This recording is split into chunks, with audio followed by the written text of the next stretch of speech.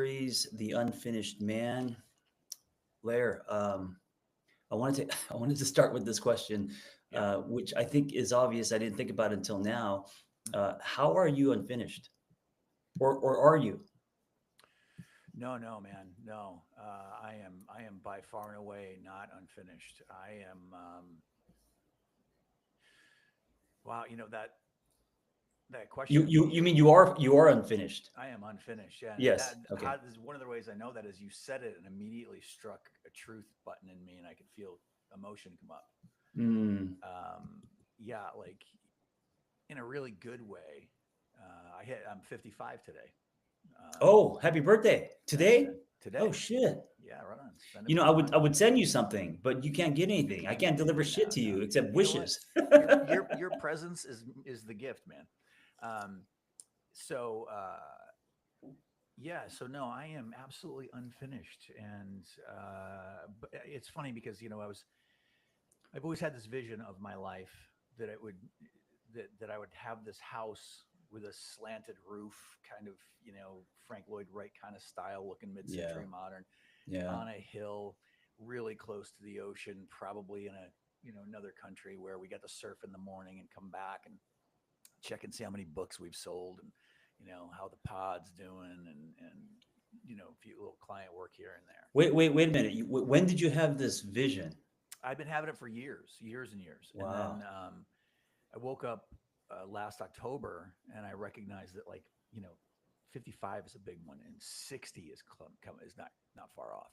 Yeah. And so I had this vision, and I'm like, well, if not now, when? When I'm Mm, 75, I'm gonna mm. be, hopefully still kicking it, but 75, man. And so I was like, that's when we decided to move. And so I shit you not, I saw the recognition, I think, in your face when I said that, because that that's exactly where I live. Yeah, I was there, and You were, your roof is in fact slanted, it's, and you are looking over the hills right into the beach. You're yep, 4 minutes a drive away from the beach. And by the way, Lair, I'm not going to say where you're at because that is quote unquote blowing up the place. I'm blowing up not the going to do that. I spot, John. apologize. I blew it up on Instagram. But listen, I'm not famous enough to blow anything up. No, But no, you are plenty famous enough to blow up the spot. That's why I wait, wrote can you. I just say something real quick? Yeah. Well, when you said that, I was like, come on, dude, whatever. Do you know how many DMs I got that were people just like you was like, John, shut the fuck up. Stop talking about this place. I mean, just in general. And I was like, oh fuck, Lair had a Yeah. point. Yeah. I thought you were just kind of joking. Dude, I got inundated with Mm-hmm. people saying, don't tell people where this is and blah. Mm-hmm. Yeah. Yeah. I'm Yeah. sorry, man. It's okay. Listen, it Well, look, happens. we're gonna make a few new friends. That's exactly right. And then we'll move down the road to Mhm. another town that I know of that we can pack up the fams and go once it gets too overpopulated. But yeah, No, I'm I won't. absolutely unfinished, and I'm glad about that. Like I like something to work on. I like the fact that I've reached this place in my life, this vision that I've had. The only difference is our house is on the opposite side of the street than the vision that I had. But manifestation is a real fucking thing. And Well, I was gonna ask you, like, dude, so what you just said, the vision you had, I was like, wow, you just traced that, meaning you yeah, have manifested yeah, that, yeah. which is amazing. Well, and if I could show, I wish I could show you. I had a journal for years that I sort of did a vision board in the front of it. Like put some pictures in. The pool looks exactly the same. It looks exactly like Wow. the yeah. And of course, I had this amount of money scrolled across the top, and I'm like, okay, that was easier than I thought. Um, and like I wish I was selling more books, but we're dropping in China this month, so Oh, nice. hopefully we start selling some more copies of the book. But manifestation is a real thing, and um, you know, I feel like I'm coming into this place. It's a very strange place of I don't feel the zeal to win, beat, create faster, more, better. I just want Mm, to try to find the best version of myself. I want to feel what peace feels like. I want to feel what flow feels like. hmm. For whatever number of years I have left, because I've been fighting hard for a long time trying to overcome the pain, the trauma, and demons of my past, and so I just want to know what peace looks like. I want to Yeah. live in I want to live in that space. Yeah. Hmm. Thank you for sharing that. Hmm. I can relate to a lot of that. I wonder how much of this feeling that overlaps between you and I has to do with we're kind of in the same age bracket as we enter the afternoon of our lives, Hmm. caring less about the bigger things, posturing, Hmm. the scoreboard, caring Hmm. more about moments and being grateful for what we have, and also recognizing that just because what we have may not look exactly like we wanted, as far as possibly numbers, money in the bank, that kind of stuff, Hmm. um, doesn't mean that we haven't manifested stuff that we wanted, right? That's right. So That's right. um, I've had that feeling. So right before our house burned down, um, I would come out and I would just lie on our porch. We had a private road, and there was always sun, and it was gorgeous. I would lie on the porch after an ice plunge, so I would sun dry. And man, I had feelings in my body like, wow, this is what I've always wanted growing up in LA. Hmm. Um, it didn't look the same. I mean, Altadena was milk to me. It wasn't the city. It's like, who the fuck lives in Yeah. Altadena? Right. And I never thought that's right. The dream was always like entertainment, screenwriting, Hmm. 3 picture deal, office Right. on a lot, Hollywood Hollywood Hills. Hills, Yeah. Range Rover, Porsche, that kind of thing. Very, Hmm. very predictable. And although it didn't look like that, the feeling that I've always wanted, the safe tree, the calm, the Hmm. regulated nervous system, the That's right. breeze, the sun, that was there. Hmm. And that made me believe that I had manifested what I wanted. It just didn't look like exactly what I imagined in my head. It touches on a question that I ask clients a lot when they tell me about the things that they want, the goals that they want to achieve in their lives. I'll listen intently, and then I'll ask them, what is it that you want to feel when you have that? And more often than not, they come to the conclusion that you came to on that porch, which is like, I didn't necessarily need the Range Rover Porsche. I mean, that would have been nice, and the three picture Yeah. deal, awesome too. But here I have this beautiful family and this beautiful house and this beautiful neck of the woods, and I'm experiencing that feeling. Ego will Yes. tell us perhaps otherwise or short changes and kind of go, yeah, but I didn't get that three picture deal. But you know, that feeling is what you're going for ultimately. Yeah. And also, isn't it truth in relationships, right? Because we imagine relationships a certain way. When we're single, we picture someone and Hmm. they look a certain way and all this. Hmm. But sometimes you're in a relationship and you have this feeling, and I call it the corrective love experience, where you're like, oh, this is actually what I've always wanted. I'm just not seeing it because I'm pointing out things that, Hmm. that are tied to something old, or That's right. trying to trace an old blueprint, or um, judging someone by, the color of their hair or something, That's right. That's right. Yeah, I had a different vision of this, but when I check in with the feeling, it's like, oh wait, I'm there. Part of that problem is we're so geared to look externally and to look forward and to notice the gap for which we need to forward, rarely looking back behind us, kind of going, oh wait, look at all that I created. Mm, Um, I was sitting there with a client the other day, and he's a Harvard trained economist, went to Harvard, taught at Harvard, was a partner at PwC, had made all of this money. But when he looks in his bank account, like his bank account isn't where his contemporaries are, right? right. And I Missing a said, few zeros. yeah, well, and I said, hold on a second. Let's Yeah. talk about let's look at, because I know a little bit of the story. I said, you paid for all of your children. You had 5 children. You paid for all of Mm, your kids' undergrad. You paid for all of their grad. You paid for all their first cars, and you bought them all a house. wow. Like Yeah. you, I said, you, you use the money and you watch your children enjoy it while you're alive, Hmm. right? You didn't hold it. So he wasn't looking at what he had created. He was just sort of myopically looking at the numbers and comparing himself Mm, to his friends, not realizing the joy that he had spread and the abundance that he had created. He was missing it all. And he was like, holy shit. And I said, I'm no economist from Harvard, but the numbers yeah. look right to me. There's also something that happens. when you can get there as far as realizing, and listen, it doesn't also doesn't mean that you stop working or stop dreaming, right? No, You can realize that you have manifested and that there are things that you have or you have built that you underestimated and that you are good, and still want other things and still want, whatever that looks like, right? Bigger house, better relationship, whatever. hmm And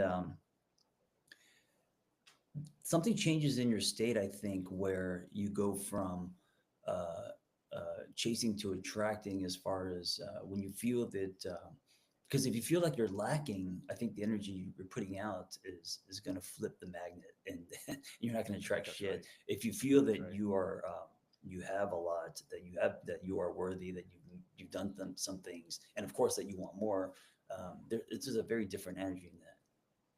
And I think the pursuit of that is different, right? Like, and you've written way more books than I have, but I imagine my second foray into writing a book is going to be decidedly different. There's not going to be this anxious desperation that I felt writing the first one in the hopes that Mm, it's going to be this yeah. blockbuster and all that. And so when you start coming at the process, and we've heard it a thousand times, it's a cliche, but cliches are cliches for reasons. It's like that journey becomes a different one.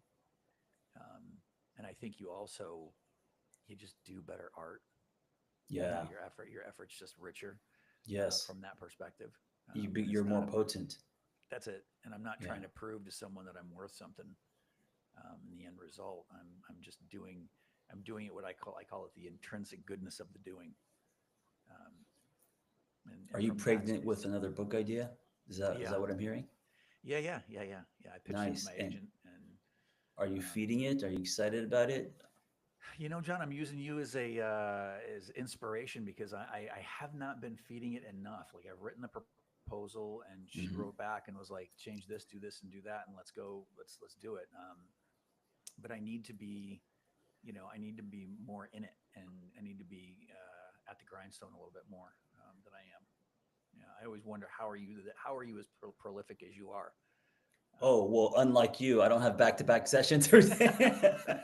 I'm fucking around, drinking coffee, riding motorcycles. But I do. But when I get into a book, man, I lose myself. Yeah. When I'm writing a book, um, I write very fast, and it hmm comes out of me like I'm in labor post term. Like Mm. there's something that I almost get possessed. So you're stealing time too. Like you're not just it's not just hours and hours of writing. There's like I got Dude, 30 I'm minutes up when here. I'm writing a book. I'm up at 4:30 a.m.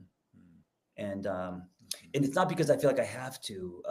I become obsessive. I watched interviews with like directors like Quentin Tarantino, where when they're working on a project, hmm dude, they're like a different person. Like they Yeah. go somewhere else, hmm and I think there's also a danger to that, especially if you have a family and you have responsibilities in a relationship hmm and stuff, and your dad.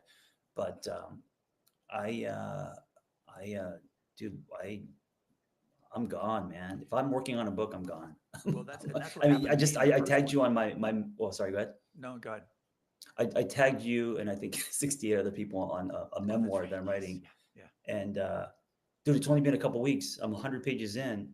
I had to stop writing because not enough. I'm not even in Costa Rica yet. It's Yeah. like Yeah. half the book's supposed to happen in Costa Rica, so Yeah. I don't have anything to write about because I've written faster than life has given me things to write. So Christ. That's crazy. Yeah, no. When I wrote my first book, I got lost. I was up every morning at 4:30, and in the chair. Actually, I write laying down on the floor, which is weird. And wait, do I you would write write. freehand or you're No, typing? no, I'm on a computer, just But Yeah, for whatever yeah. reason, the laying down that does it for me. And I was obsessive like that, and it was weird. When I got to towards the end, and I realized that like how much Ashley and I were talking about this morning, how much writing poorly was a part of the process. And then Mm, of in the course. beginning, I Yeah, hated that, and that was what took up so much yeah, time. But towards the end, I longed for like, yeah, bring me the shit, bring me the awful, because I knew that the yeah. path was being shown to me in the shitty writing. Yeah, yeah. So anyway, it's off subject, but People who are perfectionists struggle with that. I always say you got to splatter paint, man, and you could find hmm the image; it's going to come out. But hmm don't do the color by numbers because your voice won't be good. That's Your right. voice won't be strong. Hmm. And so you gotta just go off the rails in the beginning. Yeah. And yeah, of course it's gonna be shit. And you're also your worst critic, right? Hmm. But then you put on the second coat, then you start fixing things, and then something else happens where then you see something amazing and all that. But hey, I'm excited about your book number two. That's amazing. We'll see. We'll see. Yeah, Yeah. yeah. Yeah. I don't know what the topic is today, but I just want to remind you if you're listening, this is episode 5. It's our last one, Yep. and I just want to say one of the highlights, and if anything else, one of my takeaways was the cross-eyed lovers. It's a good Dude, out of the blue, I'll just laugh at that. I mean, Vanessa. In one of our episodes, Lair was talking about him and his wife when they met, and they were star-crossed lovers. Right? Is that the term? That's the right. That's you got it that time. I've never heard that term before. And in my brain, I said, yeah, Vanessa and I, we had more of a slow burn. We were cross-eyed lovers. And then, of course, he was like, what the fuck is that? And then, of course, me going to the jokes, Mm-hmm. I don't see you. That's our problem. We don't see each other. Anyway. It's because you're cross-eyed. Yeah. So, Well, and then there's a straightening of the vision, all of that. But today we were supposed to talk about. We toyed around with the idea of are you lonely? yeah. As a man, we can bird dog that one or go and do our synaptic surfing like we usually do. No, we could do all. We could do it. We could, make it a quilt. But I think Love it. especially now today, uh, and I would say especially, I mean, as humans in general, but especially for men and young men, Hmm. loneliness has become an epidemic. Hmm. You know, Hmm. I think so. why do you think that is? I mean, I think partially just because of the landscape, but what are other factors? Well, I think lack of depth. Do you know, even when you're, Mm, the idea that I know for me, I can be in a room full of people and feel incredibly lonely. Um, oh, because we're because talking, you don't connect to them because you tend to go deeper. well, and I don't want to make myself out to be like, oh, you're so willing to go to depth and everybody else isn't. Fuck that. No, what I'm saying, and I mean, some of that's true. Um, I think people want to go to depth by and large, but they're afraid to go to depth. And so there's this push pull, there's this duality to the human male experience where it's like, I would love to go to depth. I don't know how to go to depth. I'm uncomfortable going to depth. I don't even like touching into my own feelings, but holy Mm, shit, do we really care about who's playing the fucking football game? And it's right. something that I said in my first book where I said, I'm really smart. I'm smart enough to understand the game of football. I'm just not fucking dumb enough to think it's actually important. How's your Mm, wife? mhm. How's your relationship with your kids, John? How's your Yeah. relationship to yourself? Do you know? That to me is really interesting stuff. And so there we are, and we're talking about, I was living in Charleston, South Carolina, where football is next to God and country. And as I said to you in one of our other casts, I said, I'm invited in, but I'm rarely invited out, um, Mm, because these men clock me, and I watch them look at me, right? And I'm not the guy they're going to invite to the barbecue or the party or the men's camp out thing, but I'm the guy they're going to call, and they do. It's uncanny. My wife yeah. laughs. They're like, Yeah. oh, that guy, I'll call him when the shit hits the fan. He seems to be thinking about some shit, because I am. But it's like I want to know. I want to know you at some depth. I don't give a shit about what fucking jersey you root for. Yeah. Your thirst for things deeper and greater has made you like Tom Hanks talking to a volleyball on an island. basically, basically, your thirst for greater and things for meaning. I mean, but listen, it's also telling that a lot of people aren't into that, which is also, I think, kind of a problem, right? And listen, you don't have to be one or the other. Um, No, you no. can have both. Like I love locker room talks and dick jokes, and I love Yep. cards. I'm a gearhead. I could talk about all those things. But then you're right. If we also don't go deeper, then it's just icy. Yeah, It's no, just and too sweet. ask any of the people who are close to me or any of the people that we do the memes with. My humor is fucking awful, Yeah. terrible. I'm a horrible human being on that side of myself. I think really bad stuff is funny. You have to have your dark humor, um, but it can't just be that. You know, Right. to me, there has to be. And so this for me is part of the epidemic.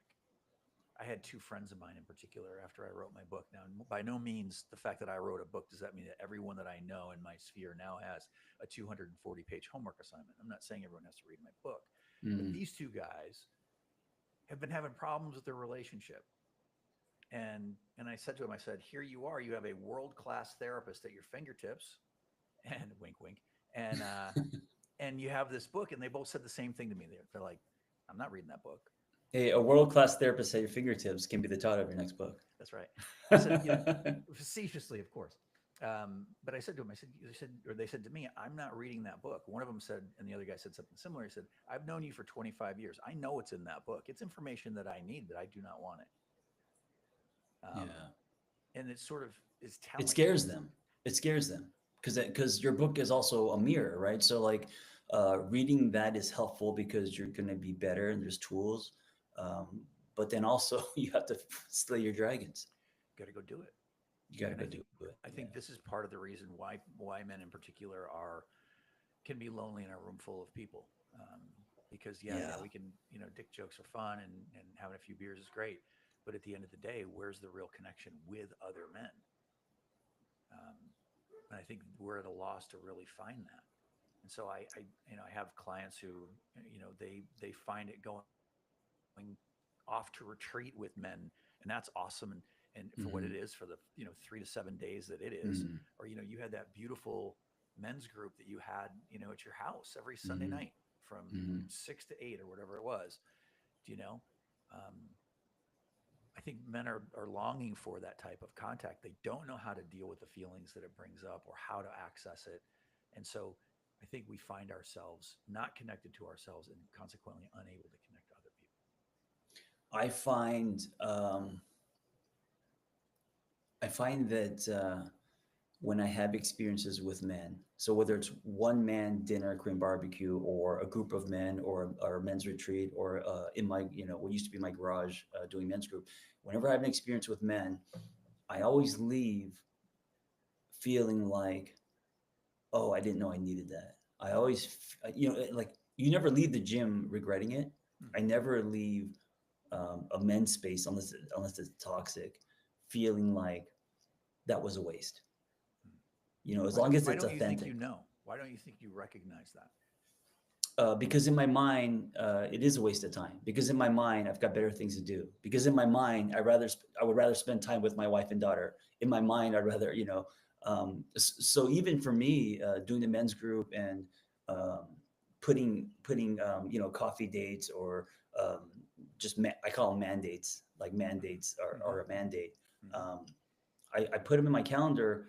I almost have to force myself, but every time we have that exchange, I never leave regretting it. I'm like, oh, I keep forgetting how much I need to have this part of my life because most of my life I didn't want men around me. Yeah, no, I get I it. thought it was extra.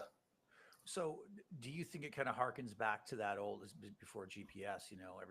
Anyone who grew up in our area had a dad when we were out on a car ride, got lost, and wouldn't stop for directions. Mm, Do you know, like yeah, yeah. that need I think to men. know? Part of it's conditioning, but I think men do create their own islands. You know, Mm-hmm. um, I think men need to be around other men. I mean, at the very least, so they don't feel alone, so Mm-hmm. they don't isolate. When it comes to like uh, suicide, men are the people that actually pull the trigger. You Yeah. know, Mm-hmm. it's not just ideation, and so I, especially just with what's happening these days in the world, um, men need other other men. I think more than ever, man. Well, yeah, to see that reflection, and Yeah. so I guess I think it's incredibly difficult for men to ask for help in general. Yeah. Certainly, when it comes to things like emotionality, um, vulnerability, uh, and so I wonder about that for you when you were talking about it just didn't occur to you, and I think that might be especially true because you're looked upon and seen as the resident expert, the guy who's written the books, the guy who should know. Yeah. Well, I don't know because I've been too busy writing books. I'm the guy who hasn't. Well, I mean, I definitely do it more now, but I also feel like I fell into men's spaces through the side door, meaning I didn't go searching in 12-step programs or men's retreats. I would have never done any of that. I found men by broing down with them, By lifting broing weights, down with them. doing very kind of yeah, doing guy things in locker rooms. Mhm, mhm. That, that's how it started, and then from there, um, was then thirsty for deeper conversations. And you were able to find outlets. Post divorce. What's that? Okay. You were able to find outlets with other guys that were willing to kind Yeah, of go to depth. yeah. Okay.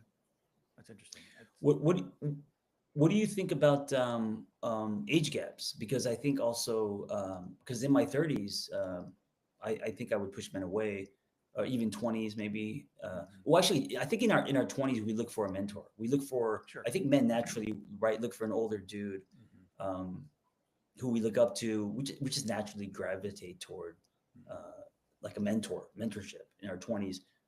And then 30s, my 30s, I was very angry. I was pushing men away.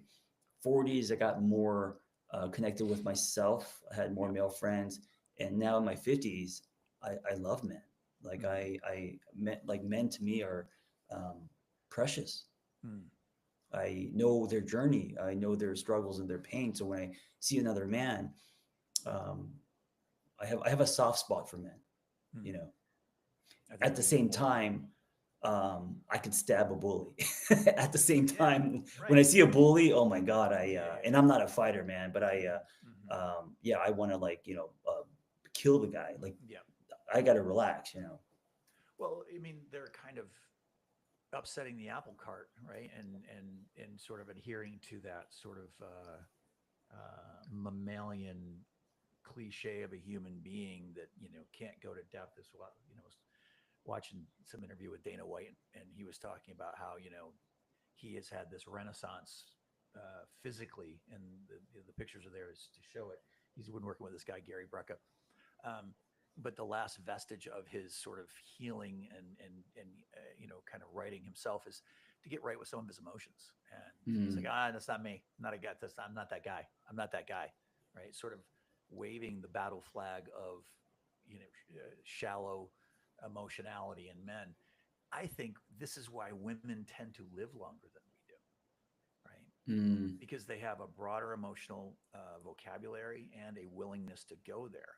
And so and perhaps I've said this before, but they're willing to go there. And consequently, they don't put as much stress on their nervous systems and on their systems overall. And so you say, women live longer than men. I think this is in part why, right? Because we house mm. all of that horse shit. And then later we just call it cancer. Yeah, yeah, yeah. When women get together, they talk about some real shit. Yeah, Usually, usually. um, Hmm. yeah, men usually don't. What's been really helpful for me is so I have all these text threads, and they're different men. So it's like I have a box of crayons, and so I have a locker room text thread, and those dudes, it's weights and dick jokes and us making fun of each other and all that.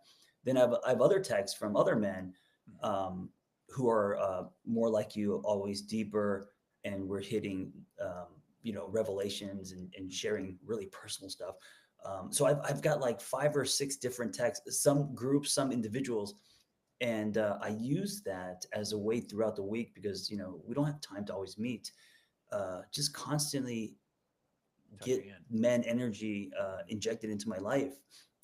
One of the guys in my men's group, Tara, just sent me this thing on NPR.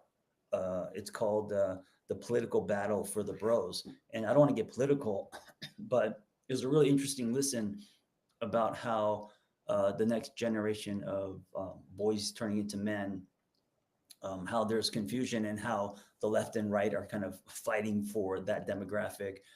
There's also something called the manosphere, and every everyone from like Joe Rogan to Elon to like all these kind of caricatures of men now. There's an assortment of men and a confusion of kind of who to follow. What do you think about all that as far as when we were younger and it was a lot more simple. there was Well, there was I think Clint Eastwood and there was Bruce Lee. right, right. All those guys. Um, I think there is this bro nation that Rogan's kind of creating with, Yeah, the comedians that he has on, yeah. and their various sort of iterations of political ideology and leanings. Um, and I think we find some we can find some connection to that locker room talk. Hmm.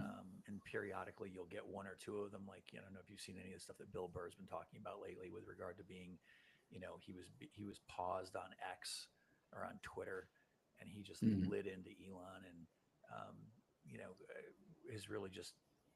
I think Bill Burr is one of those guys who sort of he's holding the battle flag of freedom of speech. I think the comedians are, but there Hmm. is this lack of depth that lives there too.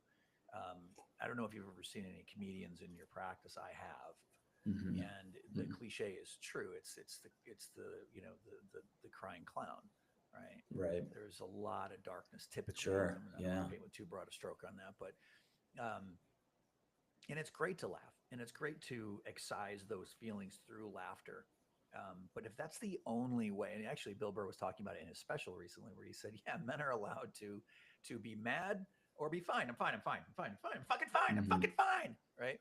Um, and I think that's sort of the that window of emotionality that we've talked about before. And so I think that's great for off gassing, and I think that's cool. And you can find some adherence to some of the ways some of these guys think, and some words to some of the things you're feeling. But I think that we also have to be willing to pick up, you know, a book on Buddhism or on the Tao or Eckhart Tolle or something that's going to like engender some sense of feeling within us.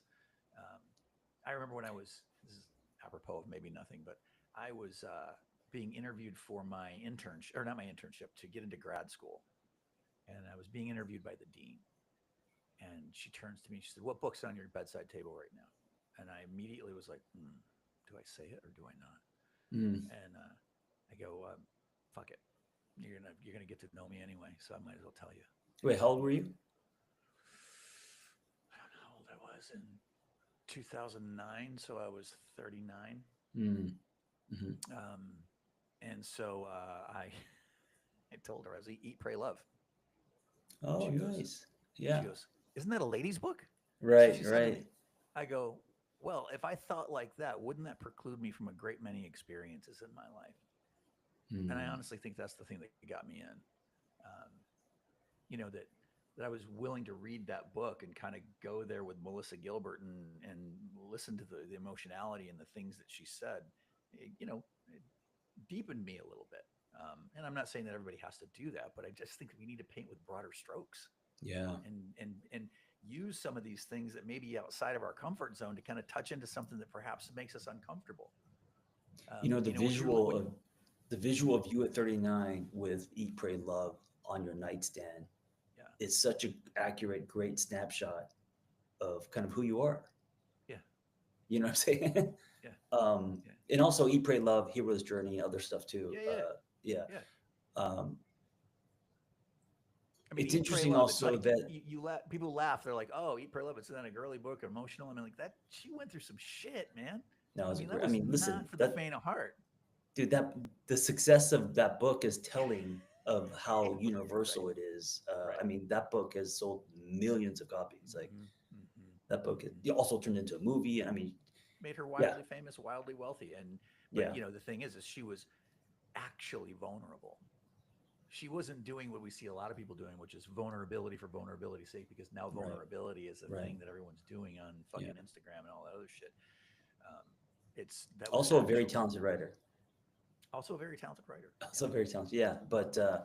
yeah, you're right, man. Vulnerability. You know what's interesting is because for her it was Bali, but in a way, Eat, Pray, Love. You and I are going through kind of our version of that. I know I am. And instead of Bali, it's Yeah, Costa Rica. But that's right. and instead of I forgot what she was doing in the she was salsa dancing and doing all that. For me, maybe me, it'll be taking up surfing and getting on a scooter. But Hmm. um, I mean, for me, once our house burned down, there's a call to adventure that we are answering. and that's going to lead to our own version of Eat, Pray, Love. Mm. And it seems like you're on that journey as well in your own version of that. You guys moving to It was Costa New Year. Rica Well, with the kids. for her it was Italy, India, Bali. Oh, that's right. For us it was the East Village of New York, Charleston, South Carolina, and now Costa Rica. Yes, Um, yes. but yeah, it is sort of us. Each one of those places had their own had its own challenges for her, and each one of those places had its own challenges for us. And you know, each in this place will have its version of challenge for you that will Oh, yeah. bring up so much. And it's like one of the questions I've never really gotten a chance to ask you is like, how have you dealt with your house burning down? How have you Um, moved through that? there's a there's a chapter that I just finished. It's called "Then the Tears Came," Hmm. and I I've been able to spot all the silver linings, almost too much, where I think people are annoyed. Like, John, are you actually glad your house burned down? What's going on? Um, but there was a moment I had when we were staying at Justin's house. Um, I think I told you guys. I don't You remember if I told us told you, about but this. Yeah, you told me about it. But yeah, the tell us. guys left, and one of the guys said, "Yeah, we gotta get going home." Hmm. And on home, uh, dude, I've never cried that hard in my life. It was very like my body started shaking, and I was like, "What's going on?" And then just like sobbing, and I gotta grab Vanessa. I couldn't even stand up, and Logan had to turn her head because she's never seen her dad this way. Um, but there was a huge release in that, and my only explanation was that was about more than just a house burning down. I think that was the accumulation of a lot of things I've been suppressing, you know. And did you not know it? Even if you follow that string down, even what I shared with you and Ashley about being left in Korea for a year when I was 3, things Yeah. that maybe have been stored in my body that I was not even aware of. Hmm. I've only cried that hard one other time, and that was after my divorce, sitting in a rented room, Hmm. asking my roommate to turn down George Michael, the song Last Christmas, because Christmas was everything when I was married. I said, please turn it down. It's Christmas time. I just got divorced. He turned it up. The fucker turned it up. And I remember I remember feeling so, and I remember I was crying so hard I couldn't breathe. Like, Hmm. when you laugh so hard that you have to stop because now your stomach hurts. Yeah. I was crying so hard I had to stop because I couldn't breathe. And I shed those tears Are you this feeling weekend. any of that right now No, I don't feel that. when you're And talking about I tears? don't think it's denial, man. I mean, it could be. I just feel like I needed to let it out. I did it over at Justin's house with all those dudes, Hmm. and now I'm excited. I'm excited. I just got this tattoo, I saw that. 51. It says Act Two, Right on. and fucking Vanessa says, John, shouldn't it be Act Three? I was like, I'm not putting Act Three. Act Three is the conclusion. What are you talking Well, I about? heard you But say she's the like, no, technically, afternoon of our lives. You said the afternoon of our lives. I was like, I'll take that. it's just more romantic and Tell her to nice. settle down with Tell all her to that. settle down, exactly. Uh, because she was like, well, Act Two would have been your divorce. It should be Act Three. I was like, no, I'm not putting Act. I should just say final credits then, rolling credits, 51. Hmm. But anyway, I put Act Two, and I'm excited about my Act Two. I'm excited about um, life in my 50s. I feel like I have the tools. I don't know if you do, where I actually am able to be grateful. My lenses have changed. I'm not chasing the big shiny things anymore. Uh, I still want things. I'm still a gearhead. I still want, you know, um, Hmm. toys and stuff. But Yeah. and I'm still very ambitious. But they don't define me, and I don't drown in them. I don't get depressed because something hasn't come. Like, all that stuff. So. Can I be transparent? And obviously, you get to push pause and say, I don't want to share that. Um, but I was concerned that you were bypassing in this whole process. Yeah, I mean, I think that also may be happening. That also may be happening. I don't know. Hmm. And also, how would I know if I know?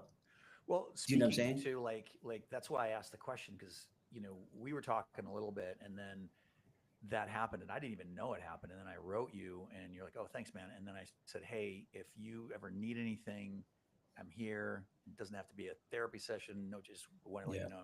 And I was sort of watching you and then we started doing this and I didn't really ask about it. I probably should have. And I saw you kind of like doing content and being vulnerable on there. But I was sitting there wondering, and then when you guys told that story over dinner of sobbing, I was like, I wonder if he wasn't bypassing. And were you doing the thing that we're talking about which is not even really knowing that you need to go to depth Yeah.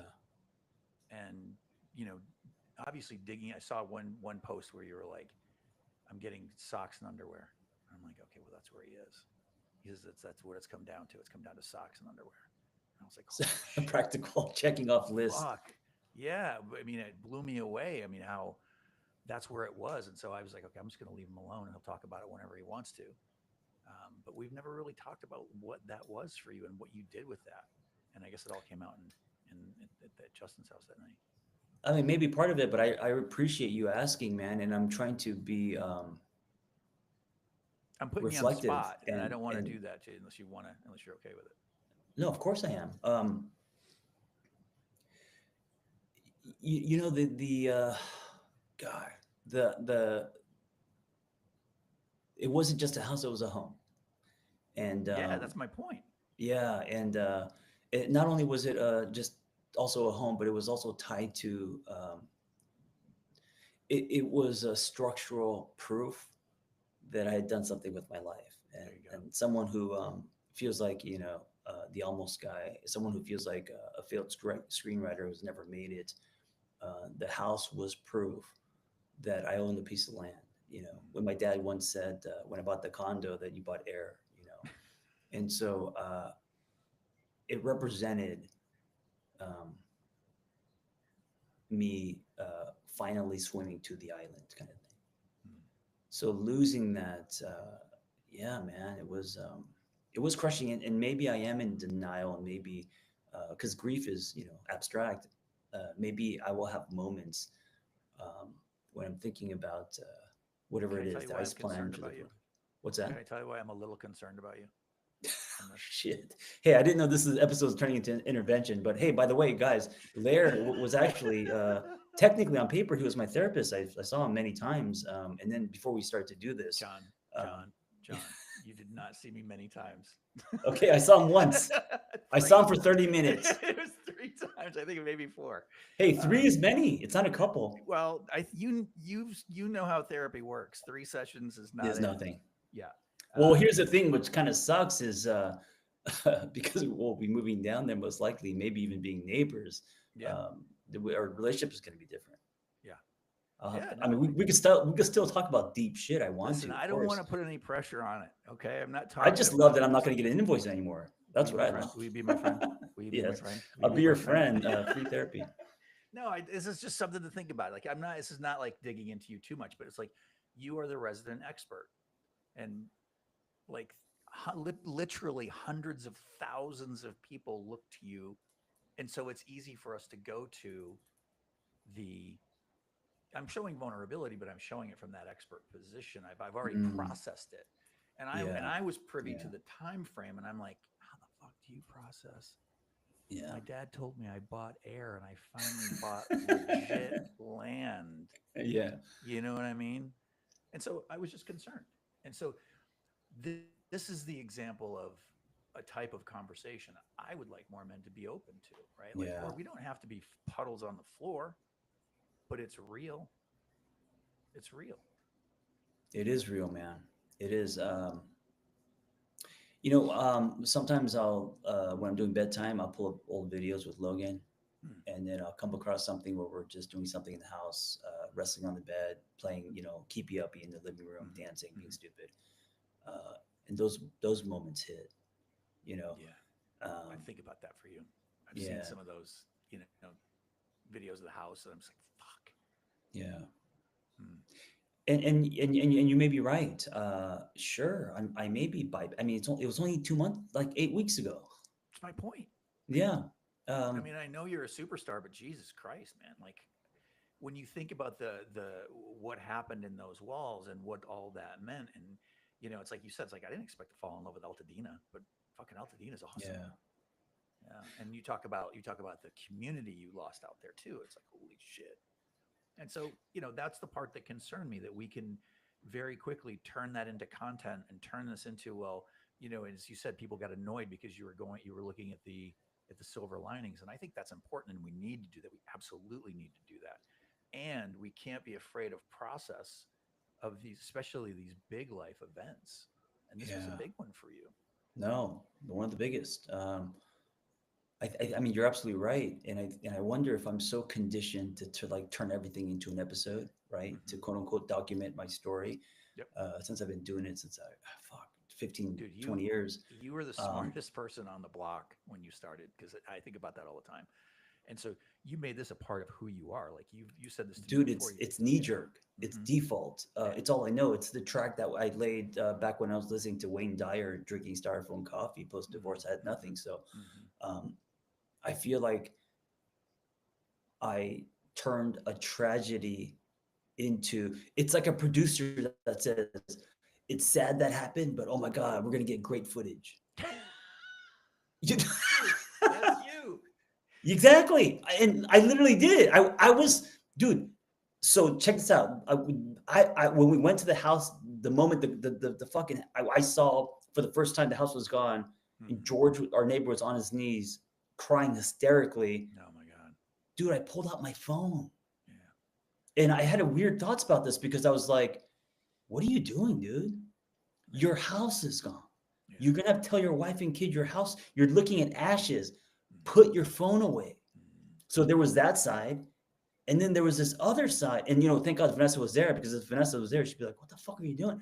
Yeah. There was this other side. And this was the producer, the content creator, the person who saw an opportunity in the tragedy. Hmm. I pulled out my phone and I started recording. And what's funny about this is I'm crying. I'm like crying, but I'm fucking recording this. Yeah. Yeah. Yeah. And so there, visually you see the conflict between John Kim, Hmm. the person Hmm.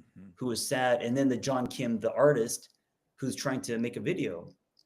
Um, But I think you speak to something that's innate within men, right? Like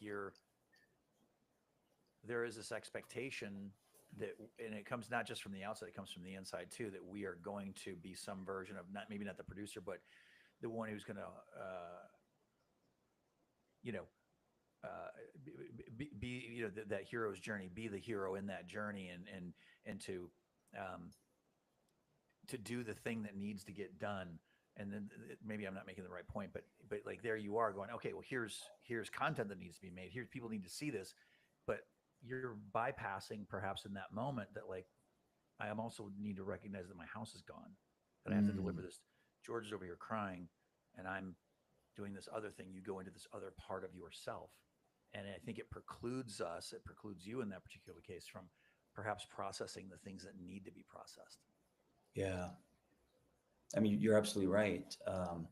I couldn't get George back in the car because he was on his knees, Oh, and I'm poor filming guy. this shit, you know. Yeah.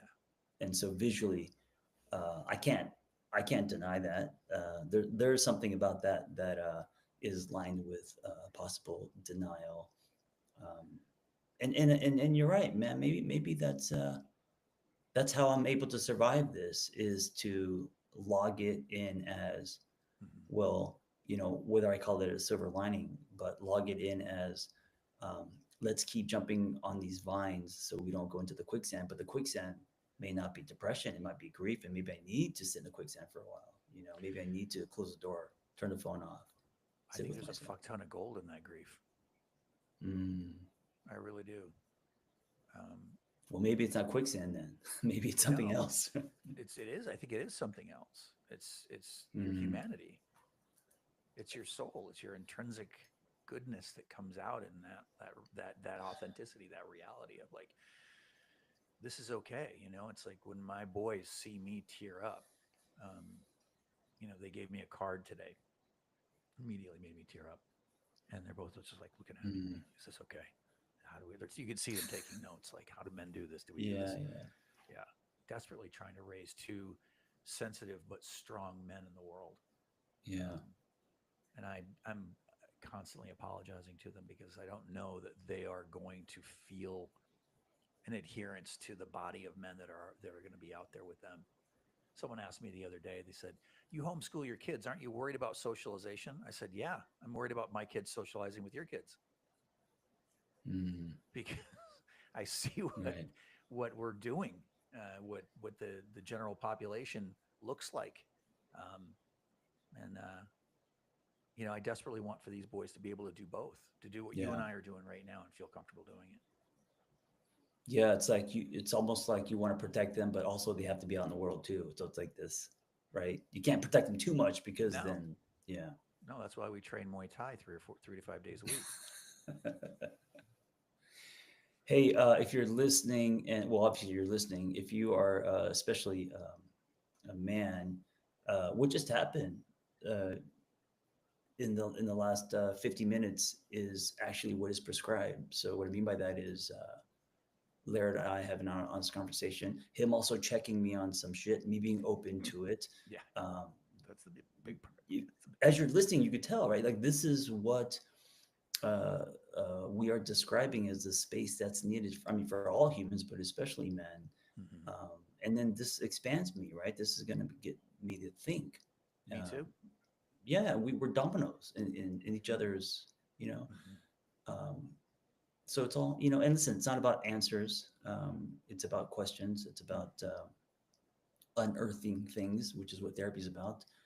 And It's about even this witnessing. conversation, very therapeutic. Yeah, witnessing, seeing, Witnessing. understanding, being seen. Yeah. Yeah. Yeah. I mean, what you did today in this was incredibly heroic, incredibly strong.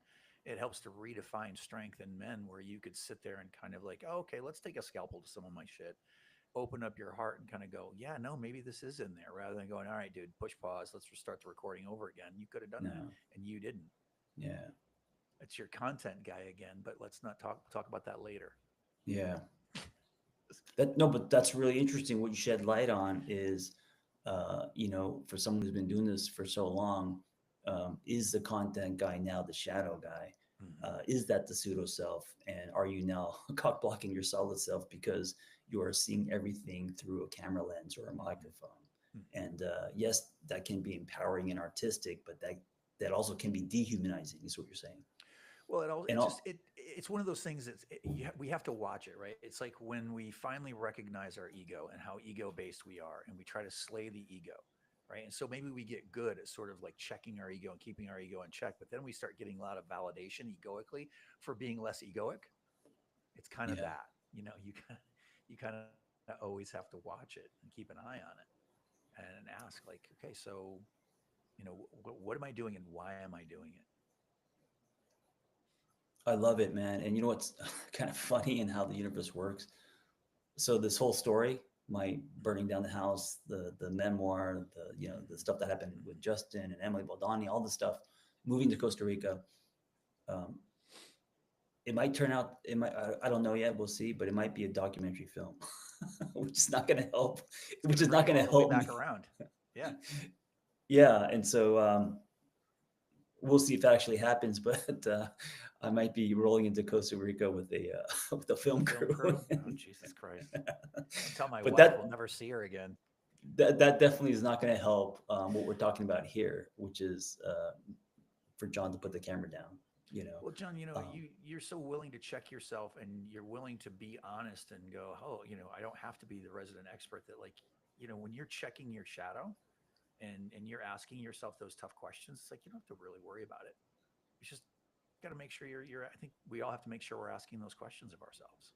We're yeah, not no, I think afraid to do that. that's right, but I think that's what every man needs is someone else to see something that they may not see, Hmm. present it in a way where it's more curious than pointing fingers, and you don't have to have answers, right? So just the fact that you pointed something out is great, man. That can lead to revelations and all sorts of stuff. Right. I do agree with you that from what I'm experiencing around me and from how I'm taking this, Hmm. there could be something in this where I am bypassing or uh, in denial or not grieving. Um, for sure, for sure. I can't not say that that's true because people around me are very surprised that like you, like, Yeah. dude, 8 weeks ago you lost your house and How you're are like you this okay? smiling and now, How are you this okay? yeah, yeah, how are How you this okay? how are you Yeah. how are you this okay? And you get busy being busy because that feels like an explosion of energy rather than sadness, which can feel like an implosion or a collapse. No one wants to feel that. Well, there are okay. So part of why I think I'm a little bit okay is because of things that have lined up that have like saved us, like Yeah, insurance money kicking sure, in, sure. friends offering homes. There has been stuff like that, but they're all just kind of on paper. You're right as far as have I really grieved this or started to? I don't know. Yeah. And what's so here's the other thing. New chapter in my book, Mm. John bypassing. And I'm going to talk about. You just gave me another chapter. See. All right. See, there it is. Happy to help. Let me know Oh if I man. can do anything Anyway, else. All right.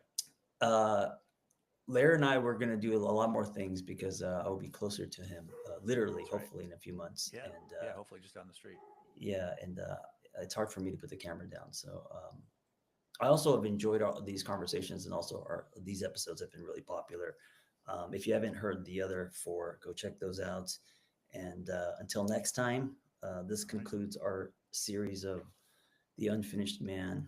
And Lair, thanks for these conversations. I don't even feel like we're recording. I just feel like we're just hanging out, Just which is great. shooting the shit. Yeah. I really appreciate the opportunity to sit and chat with you anytime. And so, again, this has been something I've looked forward to, something I've loved doing. And yeah, it's been a real pleasure, John. Thanks. Thank you. All right, everyone. Be well. Um, I guess I guess I have to make an appointment to talk to someone.